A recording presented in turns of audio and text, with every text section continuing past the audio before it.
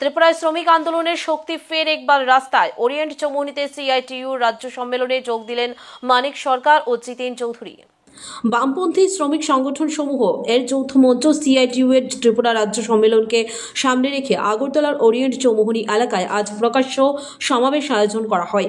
এখানে উল্লেখ করা প্রয়োজন, 16তম এই রাজ্যস্তরীয় সম্মেলনকে সফল করার বার্তা দিয়ে ইদানিংকালের মধ্যে সর্ববৃহৎ জনসমাবেশ সংঘটিত করল বামপন্থী শিবির।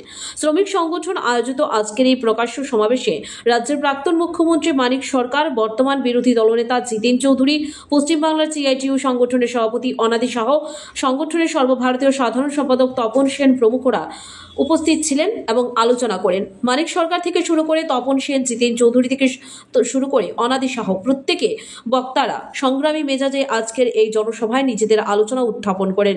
বামপন্থী নেতৃত্বদের বক্তব্য হচ্ছে, নানা প্রতিকূলতাকে অতিক্রম করে আজ যেভাবে রাজ্যের বিভিন্ন জায়গা থেকে সংগ্রামী চেতনায় উদ্বুদ্ধ নাগরিকরা সামিল হয়েছেন, এটা রাজ্যের রাজনৈতিক পরিভাষায় গুরুত্বপূর্ণ।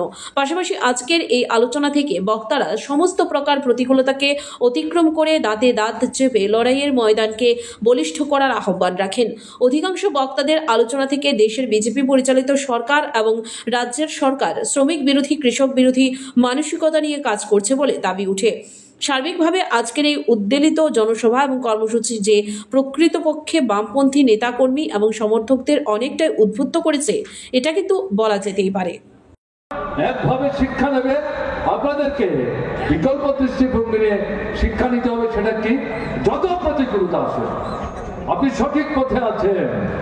লাল ঝান্ডা কাঁধে নিয়ে মানুষের স্বার্থের পরিপন্থী কোনো কাজ আপনারা করেননি, করেন না, করবেন না। স্বাভাবিক কারণে যত প্রতিকূলতা আসো আপনার জয় নিশ্চিত, আপনি এগিয়ে যাবেন, নতুন মানুষের সমাবেশ আপনি করতে পারবেন। খালি যারা এই সংগঠনগুলোর মধ্যে সামনের স্তরের, মাঝারের স্তরের যারা নেতৃত্ব, তাদেরকে সবচেয়ে গুরুত্বপূর্ণ সাহসী ভূমিকা নিতে হবে। আক্রান্ত হবেন, মাথা ফাটবে, রক্ত ঝরবে, শহীদের মৃত্যুবরণ করতে হবে, কিন্তু তাতে লুকিয়ে পড়লে চলবে না। রুখে দাঁড়াতে হবে, ঘুরে দাঁড়াতে হবে, উঠে দাঁড়াতে হবে, ঝান্ডা কাঁধে নিয়ে এগিয়ে যেতে হবে।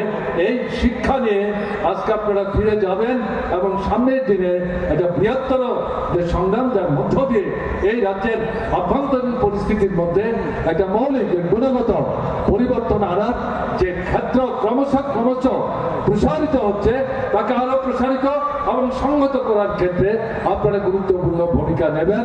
এই আবেদন আপনাদের কাছে রেখে দীর্ঘ অনেকক্ষণ যাবৎ আমার আগের বেশ কয়েকজন বক্তার বক্তৃতা শুনেও আমাকেও সর্বশেষে কথা বলার সুযোগ আপনারা দিলেন, শুনলেন, তার জন্য আপনাদের সকলের প্রতি আন্তরিক কৃতজ্ঞতা প্রকাশ করে আমি আমার কথা বলা শেষ করছি।